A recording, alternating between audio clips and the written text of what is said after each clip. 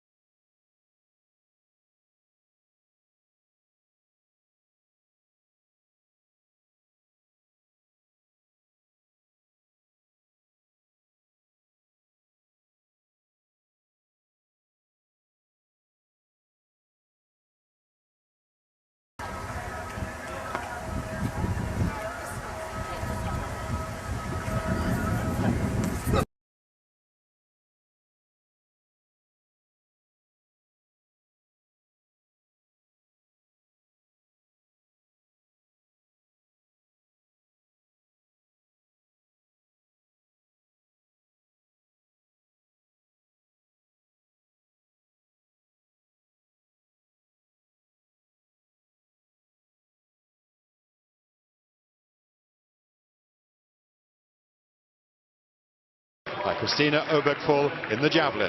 Well, the number 2 German thrower. It's really coming on, 23 years old. It's coming to her own this year, though. Qualified very well and looked very good. That's a good throw. She got hold of that. And that's over 70 meters. Look at her going crazy. She's got a lifetime best of 64 meters and 59. And yet that throw, well, she's chasing the lead. We've just seen one world record, 71.70. And Obergfall, the young German javelin thrower, just launched that.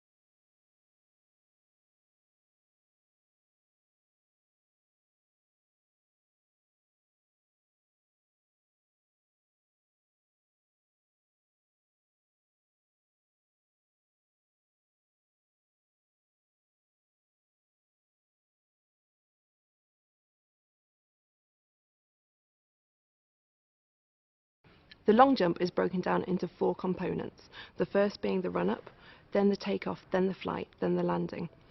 Now within the run-up, the most important thing is consistency and being able to be on the same place on the board every time that you run down.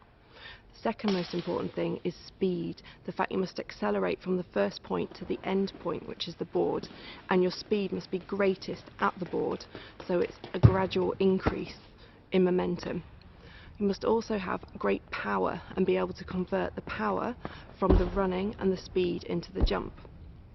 In the takeoff, it's important that you are on the board. Just before this point, you go through the amortization phase, where you have a slight sink or dip of the hips, and this allows you to transfer your power or speed from the run-up into the takeoff. At this point, you have to drive your free knee or your non-takeoff leg through and forward, which helps change the momentum from horizontal to vertical. Within the flight, people have different techniques in the air. These include the hang, where you hold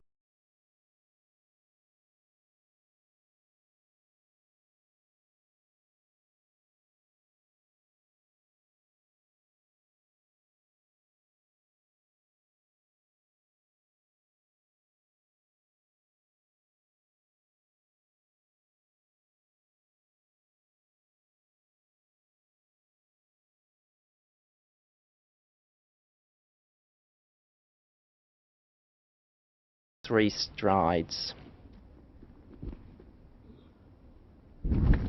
In the takeoff, the focus is on an active use of the takeoff leg, a driven and held free knee, and maintaining the shoulder away from the bar. As far as flight is concerned, the emphasis is on keeping the shoulder away from the bar and raising the hips by tucking the heels under towards the backside.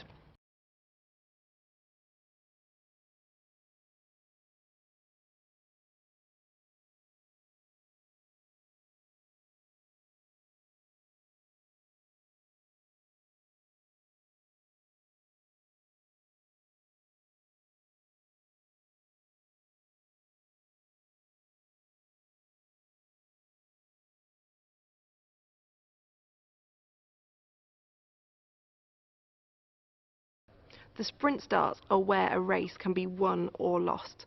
Basically, it's where milliseconds count.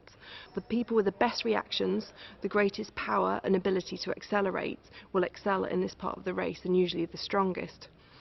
When you're on that start line, you have to contend with your nerves, the fact you're in a race, loads of people are watching, and that really is you against everybody else, and it's win or lose. In the blocks, it's the time when you have to clear your mind and listen solely to the gun. In the blocks, you begin in the crouch position with the back knee on the ground and all the weight resting onto the fingertips. In the sets, you bring the hips up so you're in a loaded position. The legs are literally ready to fire. And you listen for the B of the bang and then really launch out of the blocks at that point. Everyone's heard you go on the B of the bang, not the G. So literally reaction times are split parts of a second. For the first 10 metres, you aim to stay very low, pumping the legs hard, keeping the eyes down at the ground, and accelerating as fast as you can.